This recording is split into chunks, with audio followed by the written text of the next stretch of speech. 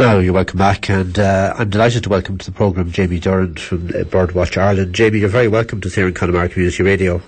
Hi, thanks for having me. Jamie, I suppose this is a very busy time of the year for everything to do with birds. I mean, spring has, I suppose, officially started and birds are beginning to do whatever birds do.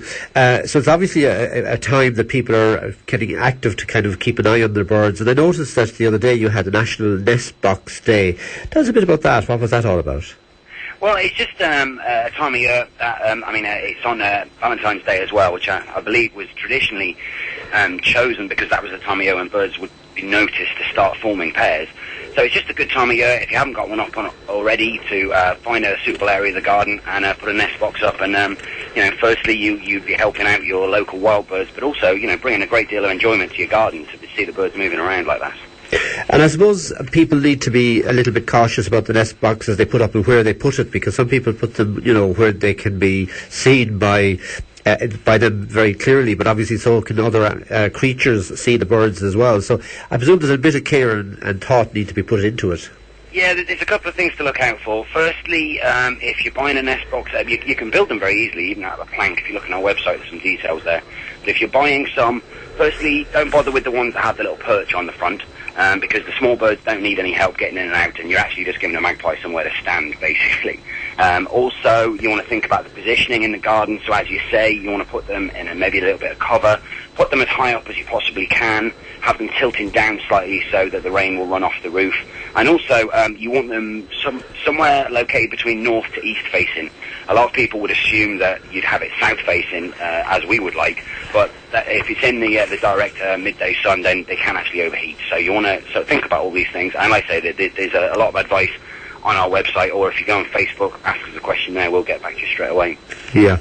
I know, as I say, like people then, of course, have got into this idea now of these new ones with the camera to see what the birds are doing, and I suppose on a rival radio show than ours, they're always talking about their particular brands of birds and how they're watching them. I mean, that I suppose in one sense does give people a real interest in it, but I mean, you don't have to go that far down the line if you don't want to. No, not at all. I mean, just keep an eye on them, and you'll notice that the comings and goings from a nest box. But I mean, I have to say that I was once given a talk in a school where they had a nest box camera, and they'd actually set it up to a dedicated old telly, and I must admit I couldn't compete with that. Every time the bird came in to feed, I just had to stop the talk and it's an amazing way to pass the time. Yeah, and are there different size nest boxes for different birds? I mean, what kind of ranges do they cover? Yeah, well, the main sort of thing you're looking at would be the actual hole size. So I don't have my book to hand there. There's something like sort of 23 millimeters for blue tit, and then a grey tit would be slightly larger, and then you can go all the way up to something like a starling nest box and help them out there as well. So it is important that you get the right hole diameter. Okay. One question I would say very quickly is that quite a lot of people buy something like a blue tit box, something I just learnt myself actually, and they think that the hole's not big enough for them because blue tits and grey tits tend to hammer around the entrance to the hole, and people interpret this as thinking that they're trying to make it bigger. It turns out that that's actually a grey tit's way of advertising that the box is taken. It's the equivalent of them taking down the for sale sign. It's them saying, this is my box, go on, find one of your own. Okay. And I mean, obviously birds are very territorial, and I suppose if anybody has seen robins in the garden fighting, they know very well that they're territorial. I mean, as you say, once they find their location, they do defend it very much then, do they?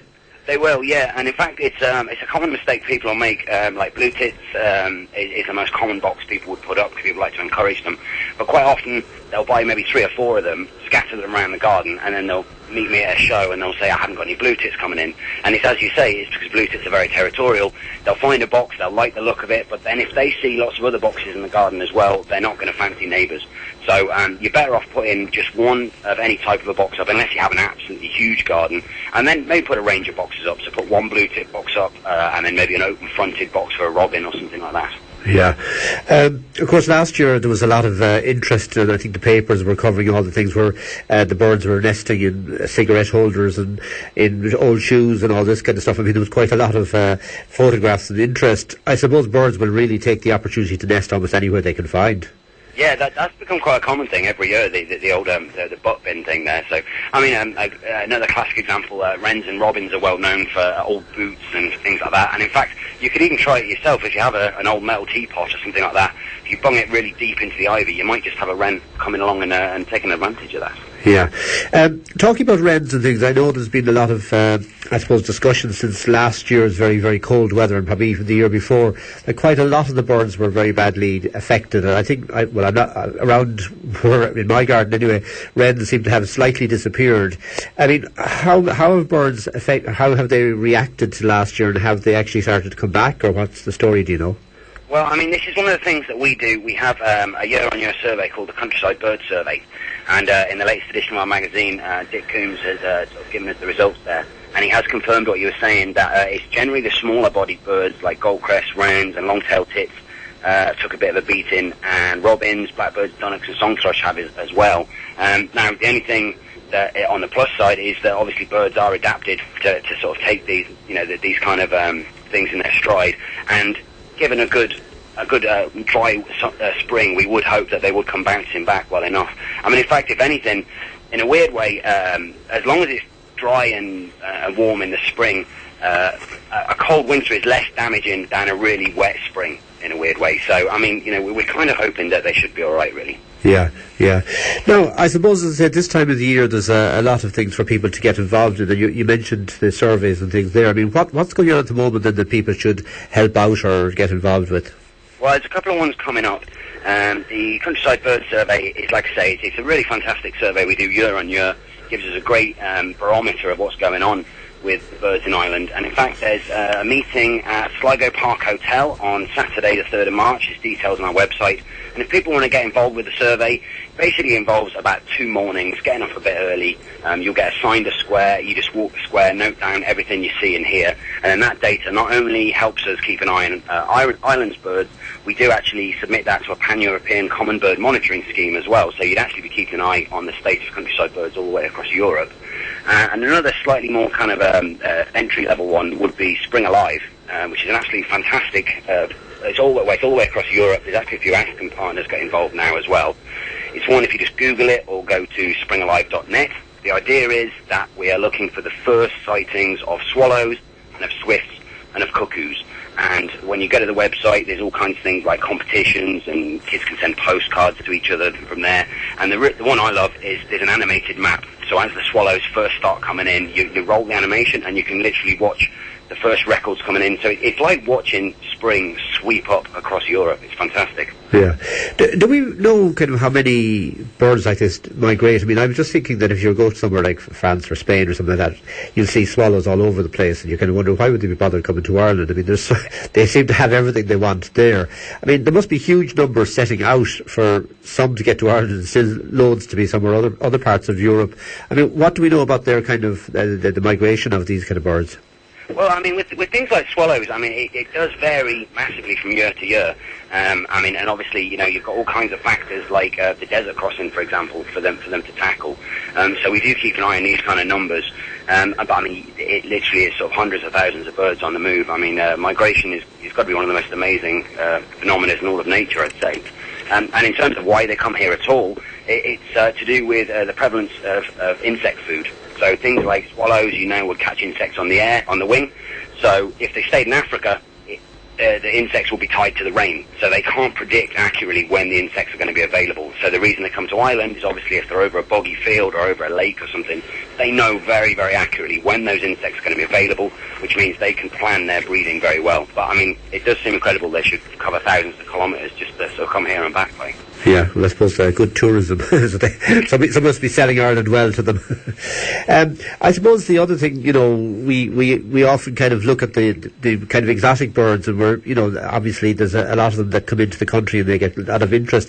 But I suppose there's a lot of exotic species of every sort of thing now beginning to appear in the country because of climate change. I mean, we've heard of fish, we've heard of different insects, and different mammals and birds. I mean, there are quite a few changes over the last few years. Yeah, there certainly are. I mean, one of the ones we've noticed, for example, you could see very easily in your back garden these days is a blackcap, which is a bird which previously would have only spent the summer in Ireland, and then they started showing up in the winter time as well. So the male's very obvious, big, quite big for a warbler. Totally sort of grey bird with a black cap, as the name would suggest. The females have a little ginger cap. And they, as I was saying to you there, a lot of birds that rely just on insects would head south. These birds can shift over to fruit. So you maybe see them out in your back garden, although interestingly, it turns out that the Irish blackcaps are still migrating to the south of Spain and the north of Africa, and it's actually German blackcaps are coming and spending the winter here now. But I mean, I would guess that would maybe, suggest that winters are that bit milder now for them to even, risk that kind of a strategy. Yeah, and of course we had, I don't know if they're still doing it because of the last couple of cold winters, but we certainly had a lot of exotic birds, and I think even like the egrets and things like that they were kind of beginning to appear on the west coast. Are these kind of just maybe temporary visitors, or have they actually kind of settled themselves in?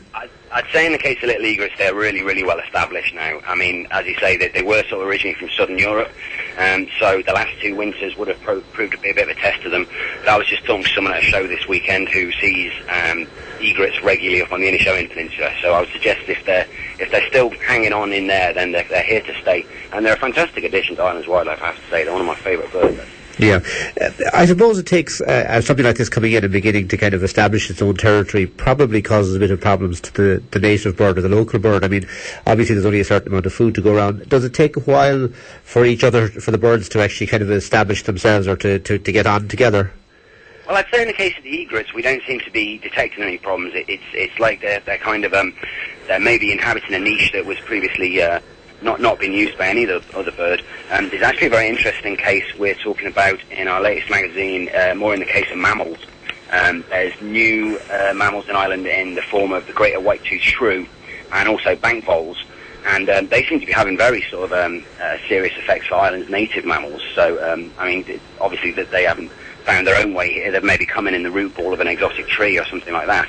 But, invasive animals is something that we do have to keep an eye on, certainly. Yeah, absolutely. Now, you've mentioned the website and you mentioned the magazine and things there. Where would people get information, and, I mean, how do they kind of get involved? What do they do to join up or to whatever?